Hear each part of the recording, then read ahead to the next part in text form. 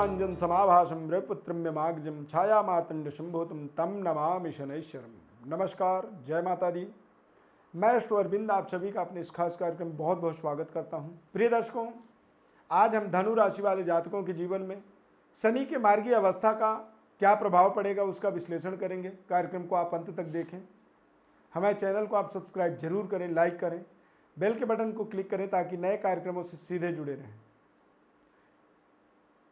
धनु राशि वाले जातकों के जीवन में बृहस्पति प्रधानता होने के कारण से धनु राशि वाले तेज दिमाग के होते हैं, लेकिन विनम्र होते हैं, दूसरे की भावनाओं को बिना बताए समझने वाले होते हैं। और धनु राशि वालों के जीवन में जो उनका रिलेशनशिप होता है वो निरंतर अच्छे से अच्छे लोगों से उनके रिश्ते जुड़ते चले जाते हैं।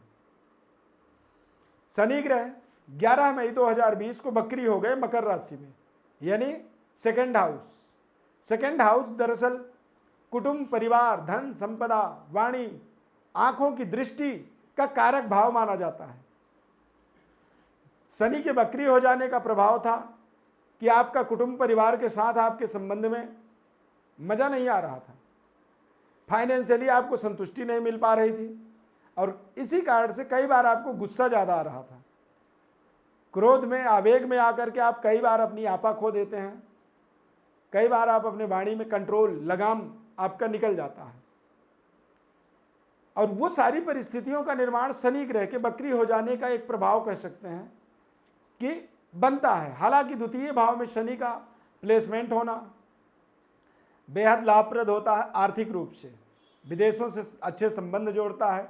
द्वितीय भाव का शनि विदेशी मुद्राओं का मालिक बनाता है।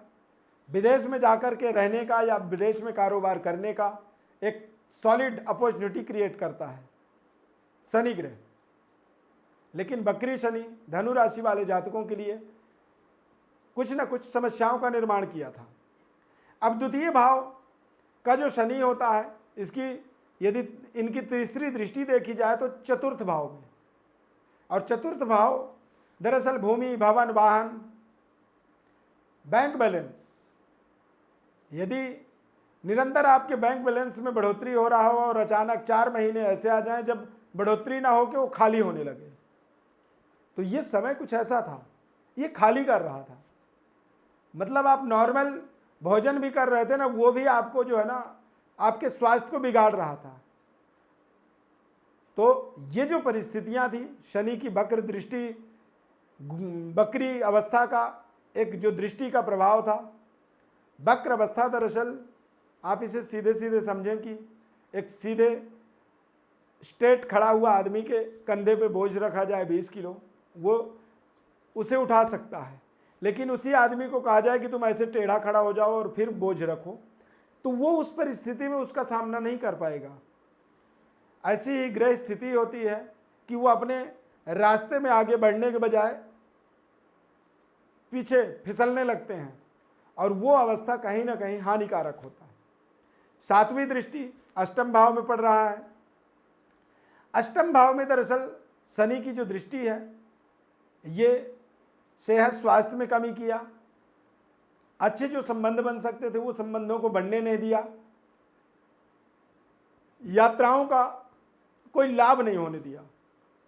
लेकिन अब शनि मार्गी होंगे और मार्गी होने का एक प्रभाव कह सकते हैं कि फिर से आपको वही कार्य करने होंगे, लेकिन इस बार फर्क ये होगा कि इस बार आपके सारी निर्णय सफलताप्रद होंगे। आपको अच्छे से अच्छा जजमेंट मिलेगा, निर्णय मिलेगा। देश विदेश जाने आने का आपको अवसर मिलेगा। विदेशों में अपनी वर्चस्व को लहराने का, वर्चस्व को प्राप्त करने का एक अवसर यहाँ पर शनि ग्रह के माध्यम से, क्योंकि मार्गी हो गए। अब जो निगेटिविटी थी, जो नकारात्मकता थी, वो थोड़ी सी कम हुई है। बिल्कुल खत्म नहीं हुई, लेकिन कम हो गई।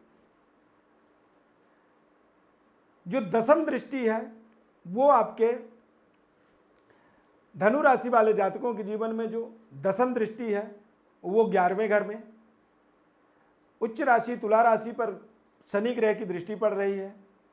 तो मार्गी शनि का एक प्रभाव कह सकते हैं कि रुका हुआ, पुराना, डूबा हुआ जो धन संपत्ति है वो संपत्ति आपको फिर से रिट्रीव करने का, रिकवर करने का अपॉर्चुनिटी मार्गी शनि के माध्यम से। शनि ग्रह मकर राशि में दिग्बली होते हैं, ताकतवर होते हैं और स्वग्रही होते हैं, इनका अपना घर है। और यदि अपने घर में बैठा हुआ शनि ताकतवर आपके जीवन में यदि निर्णय देता है तो आपका जीवन मंगलमय हो जाता है।